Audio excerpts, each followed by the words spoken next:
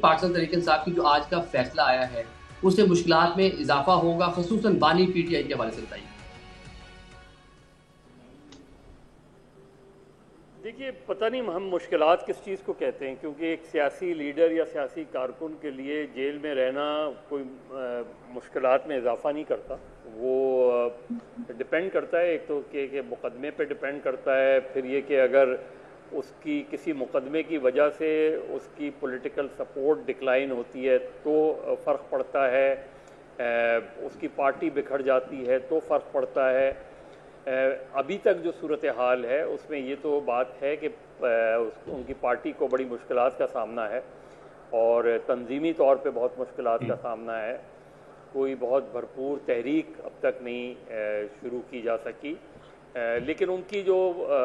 Public support ہے اور جو پاپولر سپورٹ ہے وہ اپنی جگہ موجود ہے۔ تو جس طرح اس وقت صورتحال ہے اس میں یہ ضرور ہے کہ آج کا جو فیصلہ آیا ہے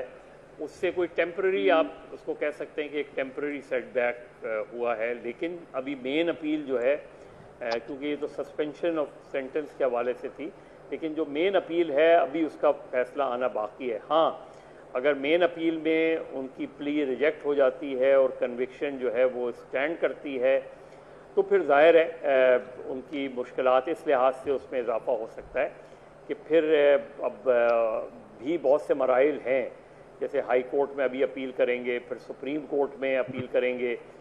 تو ابھی ایسا نہیں ہے، کیونکہ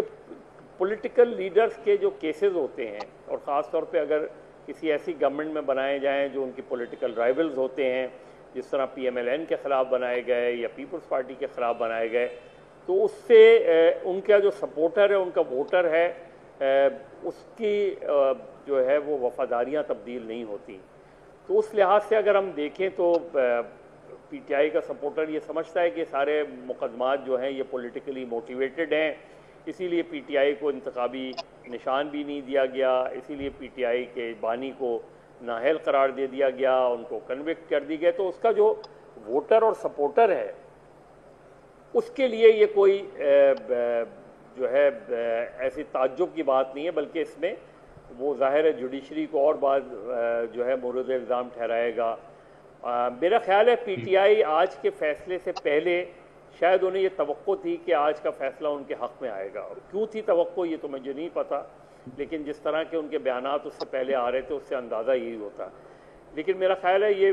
مہینے بھر میں یا شاید اس سے پہلے بھی اس کی اپیل اسلام آباد ہائی کورٹ میں کر دی جائے گی۔ اس میں جو بھی فیصلہ آئے گا، جو بھی پارٹی کے خلاف آئے گا وہ سپریم کورٹ جائے گی۔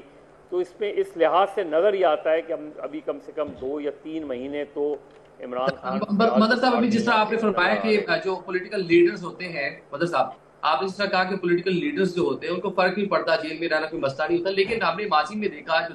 دیگر جو سیاسی جماعتیں ان کے قائدین جب ان کو جیل جانا پڑا تو کہیں نہ کہیں ڈھیل کر کے چلے گئے۔ مطلب سامو مسئلہ تو ہوتا ہے سیاسی جماعتوں جو سیاسی لیڈر ان کے لیے۔ نہیں، دیکھیے جو نواز شریف صاحب جب جیل گئے تو ان کے جیل جانے سے مسئلہ نہیں ہوا۔ جو لوگوں کو ڈس اپوائنٹمنٹ ہوتا ہے وہ یہ ہوتا ہے کہ اگر ان کا لیڈر جو ہے وہ چلا جائے باہر۔ اچھا، وہ اس لیے نہیں ہوتا کہ وہ لیڈر باہر چلا گیا ہے اور پھر نہیں آیا، اس لیے ہوتا ہے کہ اس سے جو پارٹی ہے وہ ایک دم اسٹینڈ اسٹل ہو جاتی ہے، پارٹی بالکل ان کو کوئی نئی ڈائریکشن نہیں ملتی۔ یہ ہم نے بہت سے کیسز میں ہم نے دیکھا ہے۔ تو اس وقت جو صورتحال ہے، اس وقت ہر سیاسی لیڈر جو ہے وہ قید کو مختلف انداز میں دیکھتا ہے۔ بہت سے لوگ ہتھکڑی ان کو ڈالی جاتی ہے تو وہ آپ نے دیکھا ہوگا کہ پولیٹیکل لیڈرز کو جب ہتھکڑی پڑتی ہے تو وہ وکٹری سائن دکھاتے ہیں، اور وہ وکٹری سائن اسی وجہ سے دکھاتے ہیں کیونکہ وہ سمجھتے ہیں کہ پولیٹیکل لیڈرز پہ جو کیسز بنائے جاتے ہیں، اور خاص طور پہ اگر ان کے رائیولز بناتے ہیں تو وہ بیس لیس ہوتے ہیں۔ انٹل انلیس کوئی بالکل ایک انڈیویجول کیسز ہو، کوئی مرڈر کیس ہو جائے، کوئی اس طرح کا کیس ہو، اس کی نوعیت مختلف ہوتی ہے۔